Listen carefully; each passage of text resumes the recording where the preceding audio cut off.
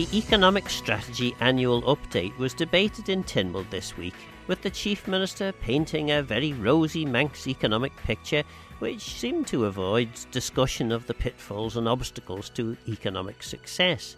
This led to criticism from some members that perhaps government wasn't living in the real world, or indeed that the Chief Minister was living on a fantasy island. The MHK who coined the fantasy island phrase was Tim Glover. He also joined his southern colleagues in some mini voting rebellions, possibly related to the proposed southern swimming pool closure. The 4 southern members and 3 others attempting to give government a bloody nose by not agreeing to allow the debate to happen because the item was 4 days short of the 6 weeks required to be on the register of business. Is that not just a bit childish on your part? Not at all. I think it's making a point that the Council of Ministers, and the Chief Minister included, cannot take the backbenchers for granted. There are rules at play. They're quite clear. So if it was really important to get the economic strategy presented to Tynwald a month ahead of the budget, they know what the rules are. There's a mistake on the order paper because it says 6 weeks, but it is 4 weeks, of course, because we changed the standing orders. But it was still outside the 4 weeks. You described the Chief Minister as talking about a fantasy isle. Do you not understand that the Chief Minister has to talk up the Isle of Man, has to look for the positives, and actually, there is some pretty good stuff in the report that Tynwald received. And I did say that. I said I admire some of the ambition that is within the strategy that's come forward, but it lacked a lot of detail to my mind. And also to the man on the street, it's meaningless. We've got a lot of people within our society across the island, not just in Arbury, Castletown and Maloo, who are clearly struggling at the moment. And there needs to be a recognition of that at the very least, that we are going to look to address some of the problems. It's about being transparent, it's about being honest with the people, rather than portraying what I termed as Fantasy Island. That's how it'll look to some of the people that were listening in, who've got these problems. The Chief Minister has said already on the programme that this report is about the economy and how government is meeting the targets in our island plan. It is not a specific debate about the various social ills that exist in the Isle of Man. It is about the solution to those social ills, which is expanding the economically active population and expanding the tax take and general growth to meet the needs of the island. Do you not see that? I think that we've got to fundamentally look after the people that we've already got here. And there are major problems with electricity bills, just for example. How do those that are really struggling to find their own home relate to the fact that we're giving vast amounts of money to already wealthy developers to develop these brownfield sites? Now, I know the principle behind it. They've been there for a long time. They are difficult sites to do. But there's no affordable housing provision in it, and a lot of people made that point, not just me. So it's about having balance, and if we can't look after what we've already got in terms of providing dentists, in terms of providing hospital waiting lists that are acceptable, in terms of CAMS and the mental health services, and getting even a dentist appointment, getting a GP appointment, those are fundamental to attracting people to the island, so the two go hand in hand. So in terms of the specifics relating to the economic strategy, what would you like to see that the government currently isn't doing? I'd like to see them just acknowledge that we have got these problems, and that actually addressing some of these problems makes the island a much more attractive proposition to therefore attract more people, attract professionals, etc., that we clearly want and need. The job statistics and vacancies clearly tell us that, but you've got to make the island attractive already with what are fundamental basic services, and that's what I think we're lacking at the moment. And do you not think that in the presentation and indeed in the report, that's exactly what the Chief Minister was trying to do, was to sell the Isle of Man, to make the case for the Isle of Man being that attractive place, and that your Fantasy Isle statement actually drives a coach and horses through all his attempts. Well, I think that it's demonstrating that we need to also have some reality about the situation. It's about looking after the people we've got. I mentioned, and several constituents have been in touch about, the housing they're in, public sector housing, particularly in Station Park, where they've got mould and leak. These are fundamental issues that we should be addressing and making the island a much more attractive proposition to attract people over as well. So the two, to me, go hand in hand. So I'll stand by what I said. That was Tim Glover, MHK. So perhaps the Chief Minister was being deluded in his comments? Listening to your initial sort of introductory remarks to this motion, some people could be forgiven for thinking that you live in a parallel universe in as much as it was a very glossy and warm presentation, and yet a lot of people are really still struggling to find places to live, struggling to meet their costs. How would you respond to that? Well, we've set out, and it's no secret, it is an ambitious economic strategy. It has some very clear high-level targets about growth and why we believe that growth is important. And perhaps I should paraphrase that in terms of targeted growth, because a lot of this is about the economic working population and the growth that we believe is required in there. But for a huge number of reasons, it's not just about finance, but this is about creating the right environment for the island, tackling this vibrancy issue, tackling this brownfield site dilapidation issue, putting in place the right energy infrastructure, for example, for the future. So really this is about building for the future. And actually, I use that word building as a probably a sort of relevant analogy, in the sense that if you drive around the island now, and I'm sure you do plenty of that, Phil, but there is a lot of development going on at the moment, and there is a lot of development planned in the pipeline. For example, we have 740 odd houses with planning permission now to build into the future. We've got these 3 key brownfield sites in terms of the island infrastructure scheme, and they're going to deliver 90 plus apartments on the island and help to regenerate the town centres. All these schemes will add to a lot of jobs and opportunity for the construction centre.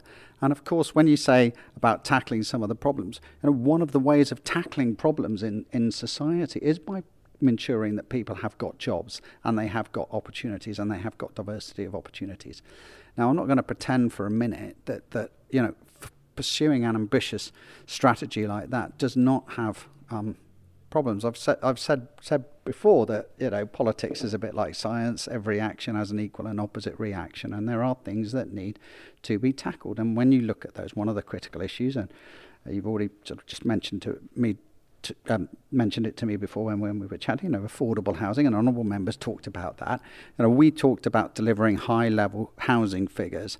I accept, I think, some of the criticism that economic strategy did not do enough in terms of the affordable housing. But, for example, I gave very clear example of the new development up in Derby, 73 new houses, I think 18 of which are affordable houses. And, of course, within that 700-odd figure that is planned, there will be a number of affordable housing. So, I think taken on board that perhaps we will need some clarification around that. But of course, when you're driving forward an economy and you're pushing forward, there's always the risk that you sort of overheat that economy as well. I think we're conscious of that, but nevertheless want to carry on trying to reach the target that we have set. So, there's a lot for a government to do. I think if you're going to criticise that, that's fine, but I think one needs to then settle back and look at what the alternative for us was, which was to keep the standstill position, not do very, very much, try and tackle all the problems that we've had around, delivery of public services anyway, and tackle, these demographic issues and tackle the vibrancy issues just by sort of sitting still and just waiting for things to happen, which is one strategy. My argument, the argument from this government, from this council, and indeed I think the majority of members of Tynwald, they want things to happen. We should seize the opportunity to build a better, bigger, stronger island, because it will have a number of positive impacts. But of course, it does create headaches, and we've got to put our minds to solving some of those headaches. There are several points which I'll come to. One of the points that I was looking at, where you have your renewable energy target, and part of that is to reduce, or I was going to say reduce energy waste, but it was actually increase energy efficiency, and it's the same. I suppose the same thing. 1.1 million has been spent this year, which sounds like a substantial amount of money, but actually it's around about £27.50 per household. That's hardly going to incentivise the massive change that's required to get what are in many cases quite leaky homes converted into much more energy efficient properties.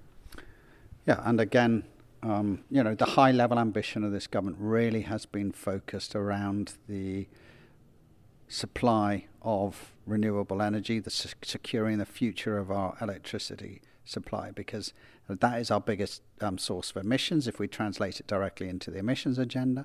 But it's absolutely also necessary because we have a timeline attached to our power station as well. So, our commitment to delivering on that is resolute, I think, at a high level. And the other parts of the sort of climate change agenda, but also I think the social agenda about improving housing are there. I think we've made some solid steps forward. There's always room for improvement, but one also has to balance that out with the construction industry as well, that is really hard pressed at the moment as well to deliver on this. So even if we did have tens of millions of pounds available just to pump into upgrading housing stock for those who sort of qualified for lower paid and less well off families and individuals, is the availability of the individuals going to be there to do it? So it is a question of balance, and we can't do everything. I think one of the mistakes that governments make is just to try to be all things to all people. And I think we're focusing on what we believe to be the absolute criticals, the critical targets, the jobs, the businesses, the infrastructure in terms of the energy infrastructure, and of course the public service infrastructure and the housing infrastructure. And we need to keep moving forward and improving our outlook and delivery when it comes to some of those other elements as well.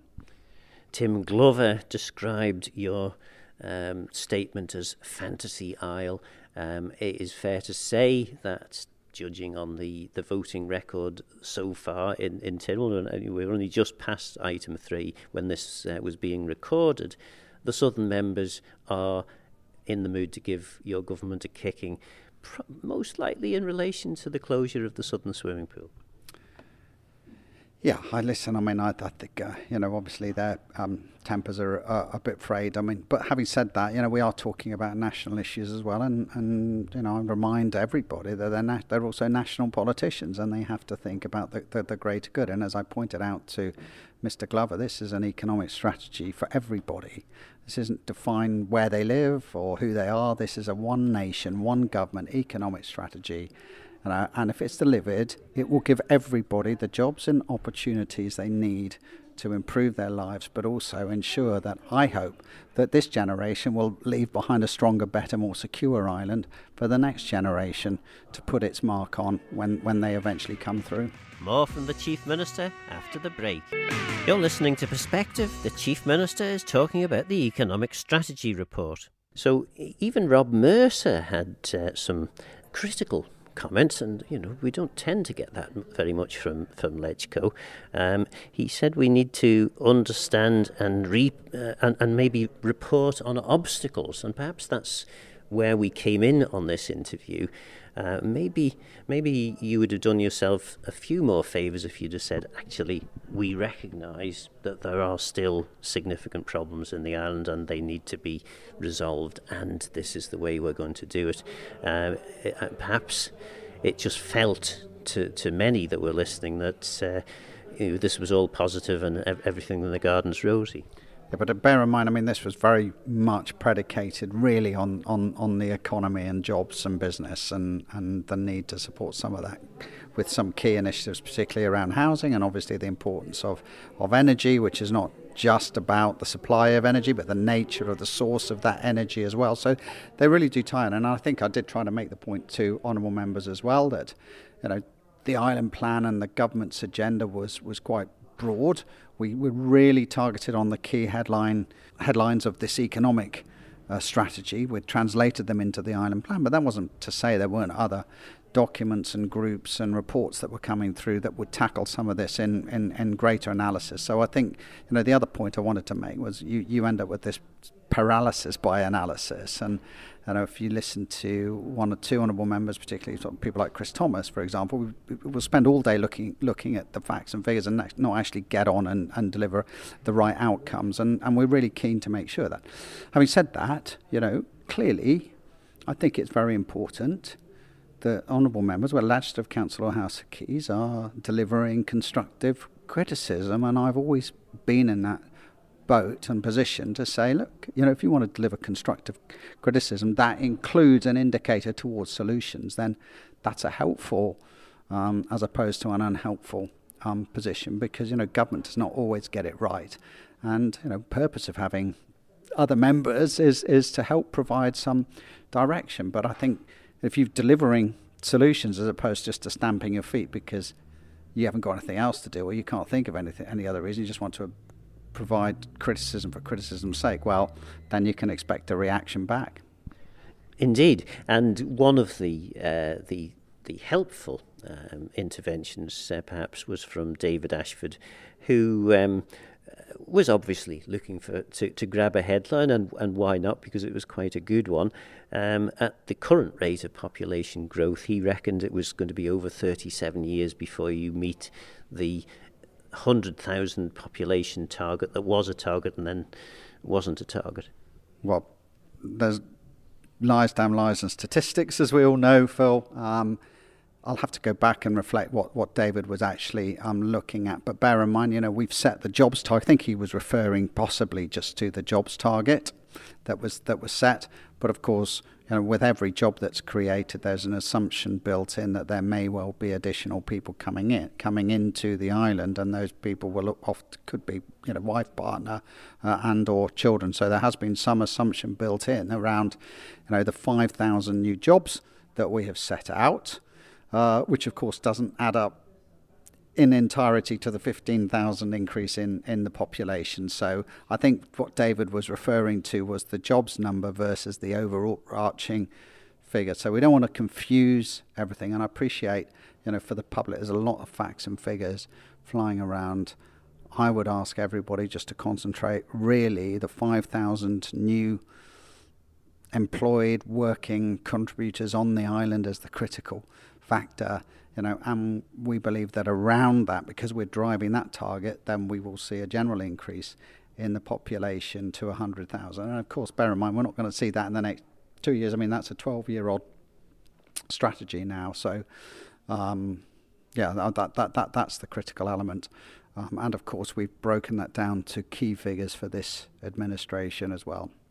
One of the other suggestions made by David Ashford was that there may be a difference between artificial growth and what was the other word he used? A natural growth. Mm-hmm. The Treasury Minister riposte, I thought, was very good. As far as departments of government are concerned, they're not that bothered whether it's natural or artificial. It's still money that's coming in. But perhaps David Ashford does have a point. Your natural growth is what you would expect to happen regardless of government action, whereas artificial growth, in his definition, was something that was resulted from actions of government. Yeah, I take the point that he is making, and absolutely, if the way you're describing it, you want this natural growth. If you're going to grow the economy, you want to see that reflected in GDP, but more more realistically, I guess the better, more effective measure for us is in terms of the revenues that government itself is receiving, because if you have more people, you're going to require more money, and you need that money to go in, of course, into public services. How that's directed and prioritised, I think, is actually going to be one of the key challenges for this administration, and I suspect certainly for the next administration. And there's lots of background debates, and I'm sure with the budget only weeks away now, lots of background debates will happen around, where the money is being prioritised and how it is being allocated, which is absolutely fine. But yes, David's point, and I think it's fair enough. You don't want this. You don't want an economy hindered at all by effectively imposed costs to generate government revenue. Really, the large proportion of that wants to be driven by the sort of resultant benefits of the economic strategy. That was Chief Minister Alf Cannon. Did I get David Ashford's debating points right? Probably not, but who better to explain things than David Ashford himself? You had a question down about the tax strategy to the Treasury Minister, but you also had some very interesting lines in relation to the economic strategy, and one of those lines was at 100 people a quarter coming into the Isle of Man, we're going to hit the target that then became not a target of 100,000 people in 37 plus years' time. Yeah, 37 and a half years if the current rate of projection of people coming into the island is realised. So we need to know what we're going to do if we are serious about getting to the 100,000 to actually be able to encourage people into the island. What's actually holding that back and what we can do to unblock that. Otherwise, in 37 and a half years, we might just be getting there with the economic strategy and population growth. And of course, the target, I think, is it something like 600 a year? No, it must be more than that. It would work out at more than that, because obviously we're currently around about, depending on where you think it's gone since the census, around about 85,000 people, and you'd be looking to actually try and do an extra 15,000 over the next sort of 10 years. So 1,500 a year, and we're on about 400 according to the figures that the Chief Minister quoted in his opening remarks. Yes, so it, as you said, though, it seems to have become a target that's no longer a target, but it was clearly mentioned in the KPMG report. It was clearly referenced as the ambition if we were to try and grow the economy and grow government income and actually get the sort of level of population that will unlock other things. But obviously government has always tried to, in the last couple of updates, say, that's not necessarily our target. It's around jobs and growth. And to be fair, that's what the Chief Minister is focused on, and certainly that's what he was saying to me. A target of a number of people coming in is largely irrelevant. If one of those people happens to be a multi-billionaire who's paying huge amounts of tax, then that possibly meets the tax strategy, and perhaps again some of the questioning that went on during that debate was actually asking, I suppose, or probing the Chief Minister as to how these targets actually deliver what we really need, which is a greater prosperity for the island. Yes, because again, if we use that population target, of course, what's very important is the mix of people you're encouraging in. In an ideal world, if you are going to encourage more people into the island, what you want is young families who are earning and delivering in the economy. What you don't want at the other end, as dreadful as it sounds, is a load of retired people coming in, because that won't give you the right economic balance, and it will also be potentially a drain on services. So it's not just about the number, it's also about the mix and variety. But that's the same with jobs as well. So for instance, new jobs created, what are those jobs? Are they high paid jobs? Are they medium paid jobs? Are they low paid jobs? And with new jobs, what's the definition of new? The example I used was if you had a company that restructured, abolished 20 roles and created 12 new ones, is that 12 new jobs created, even although there's a net deficit of 8? So I think what matters is the definitions, and the Chief Minister has offered to go away and clarify the definitions, again around the number of people who are classed as employed as well, so we've got greater clarity. Chris Thomas mentioned this in relation to planning applications. The Chief Minister quoted something like 740 planning applications. But of course, as you know, as chairman of planning, are you still chair? No, you not anymore. But as former chair of planning, there can be a number of planning applications which just sit as approved applications and await the most opportune moment for them then to be developed. In fact, that was something that was actually a bugbear of mine when I was chairman of planning, where you see land that has been zoned for a ridiculous amount of time or actually had planning permission for development, who are coming back to renew the planning permission or renew the zoning. On a couple of occasions as chairman on planning, as on principle, I voted against those applications to renew because people are sitting on things and just wanting the value out of that planning already being there rather than actually moving forward and developing. So the actual measure for me, and of course I'm chair of the Housing Communities Board now, the actual measure for me is physical structures on the ground and affordable structures, having affordable homes for people, because again the measure can't just be the number of houses built, because you could build 1,000 houses, but if they're all 500 grand each, people aren't going to be able to afford them.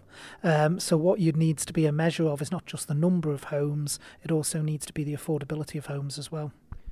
The Treasury Minister responded to one of your remarks. Perhaps were you being a little churlish in as much as the objective by 2026 is that we have a 75 million more in terms of tax take, and we're 40 million ahead of budget according to this report. But then you broke that down into, but is it real? Is it growth that's associated with this plan, or would the growth have happened anyway? So I think you described natural growth as growth that would happen anyway, and the artificial growth was things associated with the plan. Is that not just a bit churlish on your behalf? Because ultimately the money comes in, regardless of how it came in, it's still going to be available to be spent. No, it's a serious point, because the Treasury Minister got a bit confused, because when he referred in his remarks, he referred to artificial income. Well, I don't think anyone's talking about artificial income. As he rightly said, I don't think any department would want artificial income. They want the real thing. What I referred to was what I term real growth and artificial growth. Now, real growth is you're growing the population, you're growing the economy, so naturally government's tax take grows as a result. Artificial growth for me is where, say, for instance, we've got the budget next month. If the Treasury Minister was to say, right, well, we're going to up income tax, we're going to shove 2p, 4p on the higher band, that's going to grow government income. But for me, that's an artificial growth because it's been done by a tax change of government. It's not a natural growth where, because the economy is growing and people's incomes are growing naturally, you're getting more money. So that was the distinction I was trying to make by saying, when government measures that 75 million, are they going to make the distinction? Or could the Treasury Minister just turn around and put taxes up next month and say, right, I've got 75 million in income extra, that's met the target? Because it would do, but it would also impact potentially the economy out there. So I think there does need to be a distinction, and personally I would have rather seen them actually saying that 75 million from natural growth due to our base expanding. But halfway through the period for which this 75 million increase in tax take is the target, it being 40 million up on budget halfway through, that must be a positive.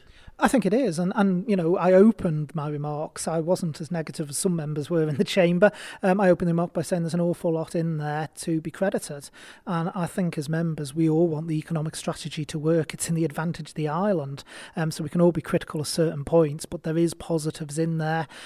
If we can get the brownfield sites developed, if we can get those sites that particularly around Douglas have been lying vacant for far too many decades, then you know, that is going to be a bonus. So we all need to make sure that the economic strategy works, but what we need to ensure is that it works in the right way. But by no means was this a dire tale of woe. There was some very good points in there in the update, and we want to actually be able to drive forward the positives and ensure that it's done in the right way.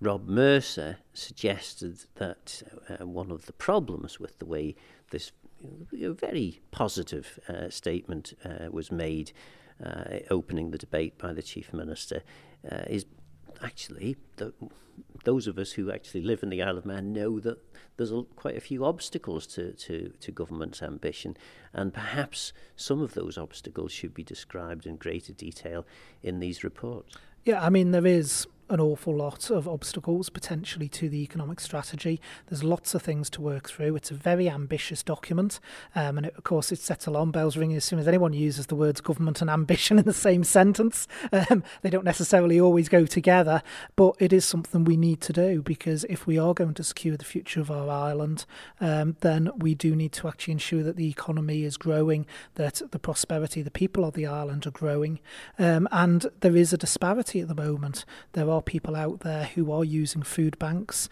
There are people out there who are struggling. I mentioned businesses I have spoken to, and that was one of the things that was missing for me, was about the health of the economy, the health of the businesses out there. And I thought, unfortunately, the Treasury Minister's response of, it's natural churn and it's sad when businesses close but new ones spring up. With all due respect to the Treasury Minister, in some sectors like retail and hospitality, I'm not seeing that. I'm not seeing these new businesses replacing the ones that are disappearing, and it will be very, very interesting when the next set of figures come out around the share of the economy of different sectors to see where there's been any changes. So I think business health was very much missing from it, because I've been speaking to businesses who are saying this month is make or break for them. They don't know how they're going to get through. They're pumping their own money in. They've got VAT arrears potentially. They've got, issues with increasing wage bills and also increasing employer NI, and they're really struggling. And it's important the government listens to them. So while a strategy, the economic strategy, it's very tempting to focus on everything that's shiny and new and say, look at the new jobs, look at the new businesses. We need to look at the existing jobs and existing businesses as well, because they're the bedrock of our economy. They're what actually underpins everything. And finally, you asked a question about the tax strategy. The Treasury Minister was reasonably clear in his statement in December, in which he said, actually, the tax strategy is going to be published in February and it'll be debated in March. Why did you need to ask a question? Because for me, that isn't a tax strategy, that's tax policy. That is actually setting the direction of travel. And I've got to say, I was a bit concerned about the answers today, because the way I've always envisaged the tax strategy is there's serious decisions to be made by this administration. And we need to go out to the general public and be honest with them and say, if you want a level of services that's up in the skies, then there's a cost to that. And for 20 years this has been being avoided, where we think we can have low taxation and high level of services. The two don't match, and we need to go out and see what it is the public genuinely want, have those proper open conversations. From the sounds of what's going to happen is the direction of travel is going to be published with the budget. There's going to be a debate in Tynwald Court where it is important we as elected representatives have our say, but then afterwards we're going to go out on various different themes and talk to the public. That's not fully engaging. That's not having, full engagement from different areas of the public for them to say, well, actually, we don't mind paying for that, or why on earth are we paying for that? It's not gauging properly. It's doing it after the fact. It's the wrong way round for me. It's a bit like telling you who's won the horse race before the horses have even set off, and then let them run and see what happens. A common approach from some departments of government, but the Treasury Minister seemed to be suggesting that, as far as he was concerned, the last tax strategy to come to light was back in 2012. So this was just a bit of dusting down and tinkering around at the edges. Well, that concerns me as well. I think it was 2015, the last tax strategy, if I remember rightly. And if I also remember rightly, it went out as a government consultation. So when I talk about consultation, I'm not talking about something that goes on the hub and gets the usual responses from a small number of people. I think that strategy got about 130, 140. I'll have to go back and check, but I think it was about that number. That's not representative. I'm talking about actually going out and engaging with the community, holding public meetings. As much as sometimes that might seem like a bore and not important, I think, going out and actually consulting people properly is the way to do this, because the tax strategy is going to be key to the economic strategy and also to how we pay for services going forward that will actually drive forward our island. So if this isn't right, and this isn't agreed on by the Manx public, and we're not taking them with us, then to be honest, I think we're setting ourselves up for a big fall.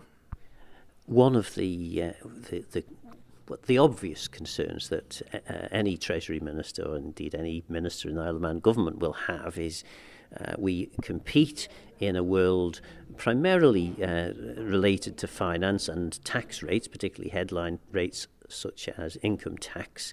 Really, really important. VAT, well, that's something that's governed by the general agreement with the UK. There are other taxes, various charges on various things.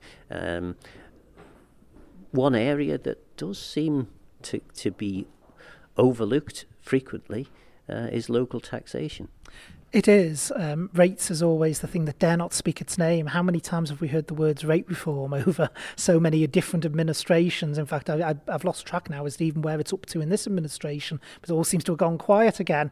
It raises heads every so often, but any tax strategy surely has to look at all tax. So it needs to look at indirect taxation as well, because I'll give you an advanced snippet, Phil. There's going to be a question coming from me around indirect taxation as well, and the level that's imposed on people, because that all needs to factor in. It's not just about income tax, it's not just about national insurance, it's about the whole piece of it and what the burden that people are bearing in our community. That was Douglas North MHK David Ashford. As the tax strategy was mentioned, finally we hear from Treasury Minister Alex Allinson. We'll get to the tax strategy later, but first he faced a number of questions about the steam packet. When the Isle of Man government bought the steam packet, bought a private company, they became the sole shareholder of that. And that lies with the Treasury and basically with me.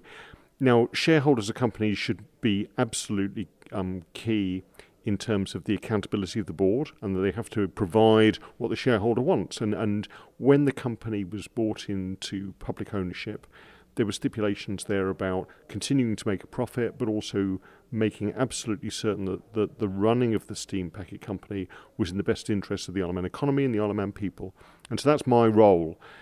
What I've been asked today, some of it is operational in terms of how much it costs per mile to get to Heysham and Liverpool. And that's been the case previously when we've answered questions about electric cars and the new vessel coming in and some of the stipulations about it.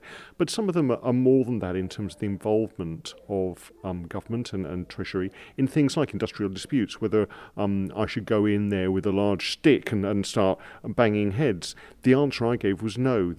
I absolutely have trust in both the board and also the representatives of the employees, the unions involved, to get down and sit together with Manx Industrial Relations Service, if necessary, and they're involved now, to work out some of these contractual problems.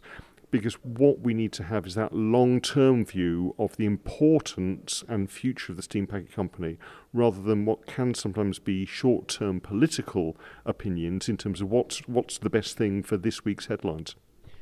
One of the questions related to the removal from the board of one of the directors who had an interest and maybe an expertise in industrial relations, and it has been suggested, certainly to me by unnamed sources, that the removal of that person was because they disagreed fundamentally with the direction that the steam packet was heading in relation to a clear confrontation with the unions and the staff. Are you aware of that? Again, the day-to-day running of something as complicated as a steam packet needs to be with the best directors, the best board there to do it. I shouldn't be dealing with some of the technical aspects of this. I was informed in terms of the resignation from the company of various key people. I'm told that, but often that's after it's happened rather than being involved in the hiring and ongoing employment of various key staff members, because that's a technical job. And really what we were talking about today was how the board is appointed, what skill set they need to run a very complicated logistics company, which is very, very important for our island. And I'm very keen that that should be done by the right people with the right skills, rather than necessarily politicians coming in. If there is a need for political involvement, I won't shy from it. But what we really need is that ongoing technical expertise to run the company in the best way, and for the benefit of our local economy, but also our people. People in the run-up to Christmas could have been forgiven for thinking that the whole way in which the steam packet was being run, and particularly as well, I think the island's reliance on the steam packet now for many of its staple food supplies was just not working, because we seem to have had, over the course of the last month, several times when supermarket shelves were, I think I would go as far as to say, dangerously empty. Is government concerned about this in any way? So the answer is yes. I would challenge some of the reporting of empty shelves. I've seen that endlessly on the Isle of Man because of the supply chain. So we know that some of the retailers here work on a day-by-day basis. Others, particularly Robinsons, have got large stores of food. So if your delivery that morning doesn't turn up, your shelves are going to be bare. You're running on that sort of supply chain. But we know that we have decent supplies of local produce and also stores of food in cases like this. So although the shelves may be empty in the morning, often they're restocked by the afternoon. Food security is extremely important for government, and the Minister for the Department of Environment, Food and Agriculture has talked about this. And food security isn't just growing your own, it's that getting rid of that reliance of imported food all the time, making sure that we support local producers and our local agricultural industry, but also make sure that those retailers we have on the Isle of Man have got that right resilience of their service. And I think going forward, when you say the run-up to Christmas, that was to do with bad weather. Yes, there was silting issues as well, but they didn't just affect us, they affected the UK, and there were some shortages there, very short-term in terms of their supplies. We need to make sure that as a small island we are more self-reliant, whether that's food, whether that's energy, whether that's a whole range of things, because the external forces around us, whether they be political or weather-wise, can sometimes work against us. There was, I'm told, a proposal shortly after Ramsay Bakery closed from one of the other bakers on the island to try not entirely mirror the whole of Ramsay Bakery's output, but to produce a significant amount of staple bread products. And all that was asked was, as an initial trial, the price for flour would be the same as the price paid that Ramsay Bakery paid. We are told that Treasury was unwilling to back that. Is there any truth in that? Well, I think when you look at what happened to Ramsay Bakery, that was a personal decision made by the family themselves, that they didn't want to keep that bakery going, which I completely respect. But again, then we had a political impetus that government must step in, government must run a bakery, or government must subsidise another bakery going forward with taxpayers' money to subsidise the loaves of bread.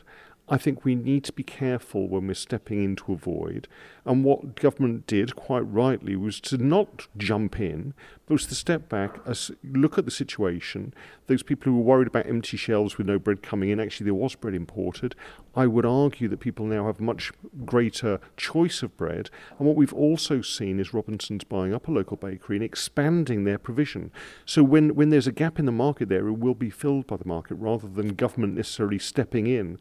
And again, today we've been debating a whole range of things like Steam Packet Company, but also the horse trams, a whole range of services that are provided by the Isle of Man government, which then come under criticism that there's not enough investment or that the ferry timetables are wrong. We need to be absolutely clear that the government is running services for the best interest of the people only when it has to, and otherwise will rely upon the private sector to do that.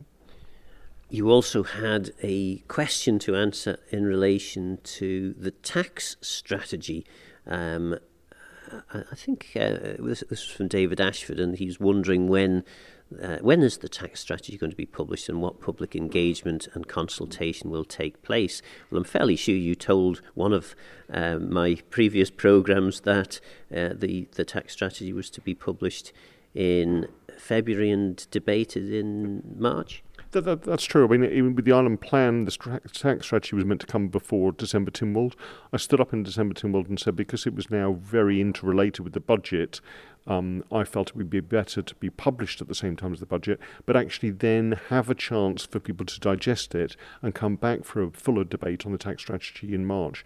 The last tax strategy, I think, was 2012. It's a very high-level thing about raising enough money for government spending and how we do that, how we get the balance right. But obviously, lots of the conversations today have been about prioritising government spending. We know that government finances are stretched. We know that we need to put it where it's best fitted, and we can get the best value for money from the taxpayer. We are spending other people's money constantly, and that's how governments work. So I think it's absolutely right that the tax strategy going forward is properly debated, and then if people want to consult on various aspects of it and how it affects normal working people, then we go through that. So I've got no problems with that. Going out with a strategy and asking people yet again what they want in a strategy, I think a lot of people on the Isle of Man are a bit bored of that. They want to see the outcomes of it. They want to actually know what it means for them, rather than yet another document that's produced by government which sits on the shelf. And that's what I intend to do when we debate this properly in March, and then go forward. And if people want to talk about it, absolutely fine. But it's those outcomes for people and how it affects the money in their pocket. One of the areas that of taxation on the island that remains incredibly low compared to all the countries that the Isle of Man would be competing with is local taxation, particularly rates. We've had recently it hit in the headlines the fact that the southern swimming pool is going to close because the Department of Education doesn't have enough money. The ratepayers in the north, south and west pay for their regional pools, but the ratepayers in the east don't pay for their regional pool. Is it not time that we had fairness across the island in relation to specifically that particular rate issue? And will rates form part of your consideration in this new tax strategy? I think the idea of rates reform, we've been through this over the last two administrations before this one, and various ways and methods have been devised to make it fairer, and then they've fallen because of I think the divisions often between urban and rural constituencies who because of the system at the moment, there are vested interests there. When we come to the taxation strategy, no, it doesn't actually bring in local authority rates. I think we've talked in Tynwald numerous times about rates reform and how it should be twinned with local authority reform, because the two do go together, and I think that debate will continue. I think in terms of an all-island leisure rate, that would seem to be the fairest option. You either put it on general taxation and people pay more, or you put it on the rates, which is very much, as you described, a local tax that's meant there to be providing local services for people, whether that be swimming pools, whether that be parks and other recreation facilities, or refuse collections. But certainly as we go forward with some of the ideas about how we finance local provision of government services, I think rates needs to be part of that, but it's not the whole part, because as you say, when you look at the rates paid on the Isle of Man, although significant, they're still significantly less than across, and that burden of expenditure between local government and central government here is very much more towards central government paying for things. Because, of course, across, certainly in the UK, and I think it's the same in the Republic of Ireland as well, local taxation, council tax rates, whatever they call it, covers quite a lot of things that in the Isle of Man central government pays for through taxation. It does, and we've seen the issues with that. There was a big move in the United Kingdom to put things like public health, social care onto local authorities. We're now seeing across the United Kingdom large local authorities going bust and actually becoming completely bankrupt. And then those services being really under threat, really important services. So I think we need to be very careful that any change, any switch of the function of overall government, whether that be central or local, is managed properly, is budgeted properly, and isn't done as a quick fix. And so whilst I welcome things like local government reform and rates reform, I think we need to do it in a very careful way so that we don't jeopardise those services that are really key to our society. So, who was right? Is the Chief Minister living on a fantasy island, or is he merely doing what Chief Ministers have a duty to do in talking up the island? Should we all have more of a say in the tax strategy, or are such matters best left to the Treasury Minister? Are the 4 Southern members just playing childish political games, or do they have a point? Let me know your thoughts on the programme by contacting Phil Gorn at manxradio.com and get in touch if you have any ideas for future shows. Don't forget, this programme is available as a podcast on Manx Radio's website. For now, I'm Phil Gorn. Got a Mayos and Geisha from. Thanks for listening.